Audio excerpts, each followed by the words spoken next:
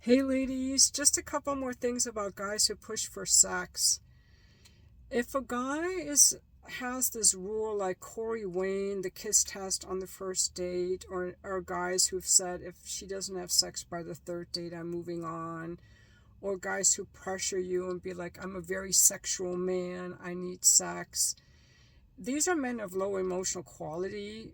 They do not understand how women work sexually, and they're very selfish. For a woman to enjoy sex, she's got to, in general, most women, they're going to enjoy sex if they feel safe, valued, appreciate, and trust the guy if they're in a relationship with him. It makes the sex for a woman so much better. I'm not just talking about the orgasm gap in hookups. I'm actually talking about the pleasure that a woman gets from sex. For us, there's a lot of like adventure and emotional, and we can get more turned on if we already really like the guy. And this takes time for a healthy woman to develop. Otherwise, it's just love bombing and falling for charm. Getting to know a person takes time. A few dates spread out over a period of time to get to know the guy, to feel comfortable with him, to want him. And I know there have been times when I first met someone, I didn't like the guy at all. And then as I got to know him over time, I started to feel emotionally interested in him and became more sexually interested. So being instantly sexually attracted to a guy does not mean this woman is more into him or not. It just means that she easily sexually bonds, and she might just as easily disbond once they're in a relationship. So number one is sex is better for a woman in a relationship. So it's to the woman's benefit to wait. The man may want to push, he may want more, but if he's pushing, he is being selfish.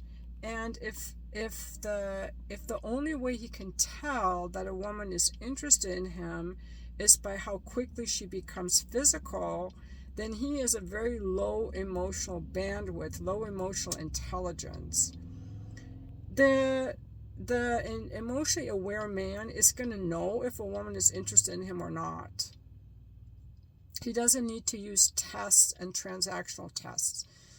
The second thing I want to say is if a guy gets all pouty because he doesn't get sex by the third date, what's he going to do when you're married to him and you don't feel in the mood for sex, or you just had a baby? Is he going to pout whenever he doesn't get sex? The other thing I want to say is that a lot of men will use sex to get their emotional needs met for love, validation, and affection, because their hearts are closed and they're lacking emotional awareness and emotional bandwidth.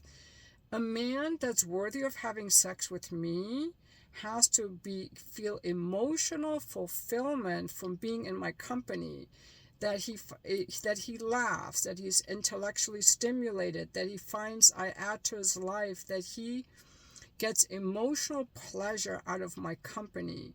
Because if the only pleasure he can get is sexual, I don't want this guy. And some men are just that, and women too. Some women and men are so superficial that they can only bond in a very superficial way through sex, through spending money, through traveling, and through all kinds of drinking. They always have to drink. There has to be some kind of adventure, some kind of thrill, some kind of constant novelty that's very superficial, because these people cannot be content just being alone or getting emotional pleasure out of someone else's company. So all these guys pushing for quick sex to me are a huge red flag. I am not like that I just trust a man with my body right away, because I know from experience the sex is not that good with these guys. The sex with most guys is very bad because they're very bad in bed. Most guys are very bad in bed, even those of you who think you're good. You think you're good because these women fell for you, and when a woman really likes you, she's going to like the sex more. Like in my marriage, when I liked it, even though it was so dissatisfying physically because of how I felt about him. So that's why it's really good for women to wait. And to really notice when the guy's putting the pressure on you for sex, or when you're putting the pressure on yourself for sex. Now, when I make these videos, I must always add, ladies, do not go out with men that you're not attracted to. Do not lead men on. We also have to play fair. We also cannot tease a man, lead a man on, or spend time with men just to use them to buy us dinners or gifts or give us attention, or to someone's shoulder to whine on. That's using a man and that's leading him on, and that's low energy vibration. You're better than that. You do not nag a man. You do not lead a man on. You do not tease a man. A proper woman only spends even conversation with men and allows herself the attention of a man that she's actually interested in, that she's actually likes and is interested in. And if she likes him as a friend and is not sexually interested, she tells him that. You cannot lead men on. You have to treat men with respect if you as a woman expect to be treated with respect. And that attracts the right kind of men. I don't get men coming at me that just want to get in my vagina. They sense my confidence and my authenticity, so I don't have to worry about that. But I have been in situations where I was like, oh, let me just have sex with this guy. This was after my divorce. And these guys were just using me for sex, and then they would just move on, or they would be horrible in bed. It is not worth it to just have sex with a guy to appease him or whatever, because they're not that good in bed.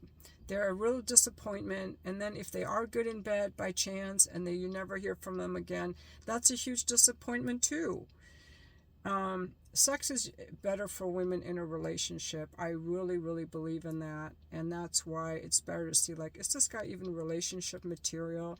And also, can I enjoy this guy's company when there's no sex happening? You know, when we're just going for a bike ride, or going to the library, or cooking together, or working out together. Do I even like this person? Because everyone's just so quick to jump into bed, especially these vagina hunters.